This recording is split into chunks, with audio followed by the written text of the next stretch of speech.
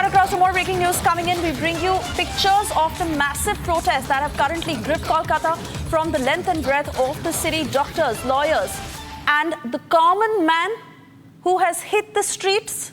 Remember, these are people from all walks of lives who have come together echoing for justice for Abhaya. And even as these protests have been scaling across the country, this is yet another set of pictures that comes in from Kolkata. These are people, common people like you and me, who are out there on the streets as they seek justice for Abhaya. Remember these protests that are happening across West Bengal, from Siliguri to Shambazar to Midnapur, where these protests are intensifying. And while the Supreme Court had urged doctors to resume work, which also has been taken to notice and doctors have, but this is a protest that is not just restricted to doctors. The common man has come out on the streets to speak in one voice, to seek justice for Abhaya, to seek for stronger laws when it comes to the safety of women, to bat for stricter punishment for rapists, and to set this as a precedent for the future so that no rapist ever dares to do what had happened to Abhaya. Kishale, I want to come back to you because this just shows the sentiment that is running across so strongly. These are protests, of course, and pictures that we're showing our viewers of what is happening across West Bengal. But this is pretty much the sentiment across what every Indian feels right now, that it is high time. Women would want to feel safe. Rapists must feel a sense of fear that they cannot just feel entitled and carry out such heinous acts against any woman.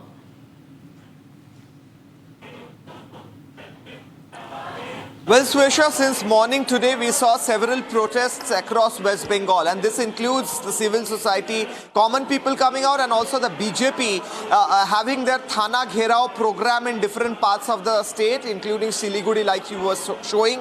So BJP is sitting in sit-in protests in different parts of the state in front of the police stations, and they want only one thing. The slogan is only one thing: justice for Abhaya. So they demand justice. And also, the common people as well as the opposition parties have time and again echoed the demand for the chief minister to resign, because clearly she is not able to perform her duty as the chief minister or as the police minister or as the health minister. That is what the opposition parties are saying.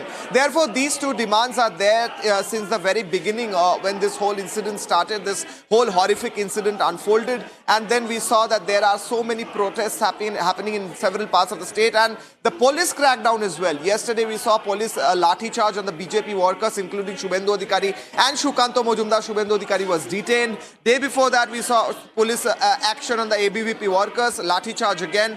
The day before, we saw the junior doctors were lathi charged, and also we saw a few days back how the football fans were lathi charged. In spite of the Supreme Court saying that you cannot unleash your power on the peaceful protesters, we see the police doing the same thing again and again. And now today again we are seeing several protests at several parts of the state and city in demand for justice for Abhaya, and that is continuing, and that will continue till justice is served.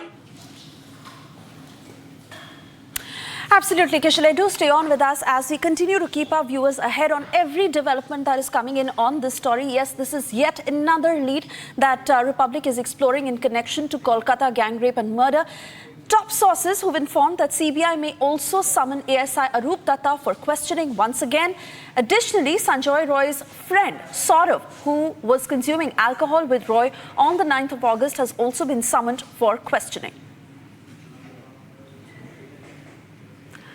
Kishale, I want to come back to you because this is the very point that we just spoke about a few minutes ago, that every prime suspect who is now in the radar of the CBI, and the link primarily that they want to draw from ASI Anup to how he was linked to Sanjoy Roy, or the kind of bonhomie they shared, and also Dr. Sandeep Ghosh, who was in the know-how of all that was happening. In light of all the details that have emerged so far, the CBI now trying to connect the dots.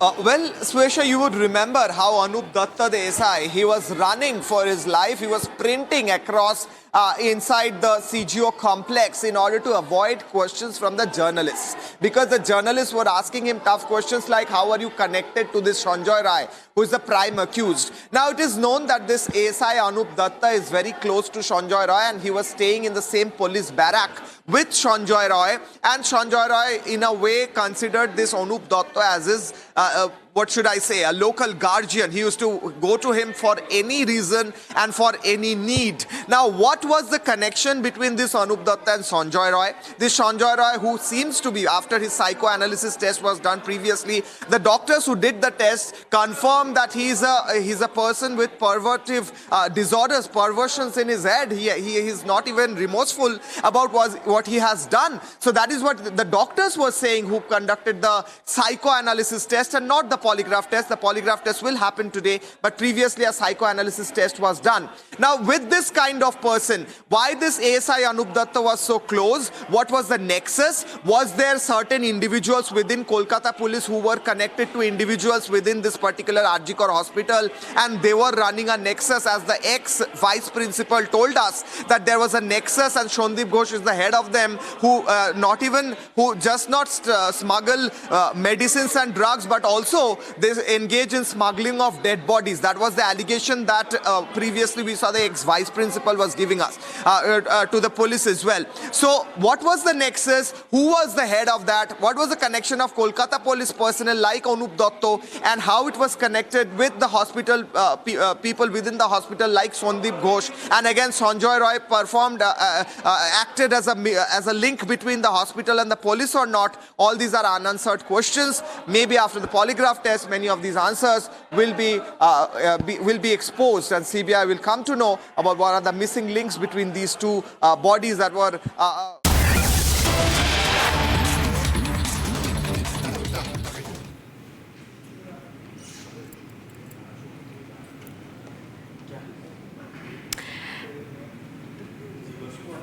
And we've cut across live to these pictures that are streaming in from Kyiv.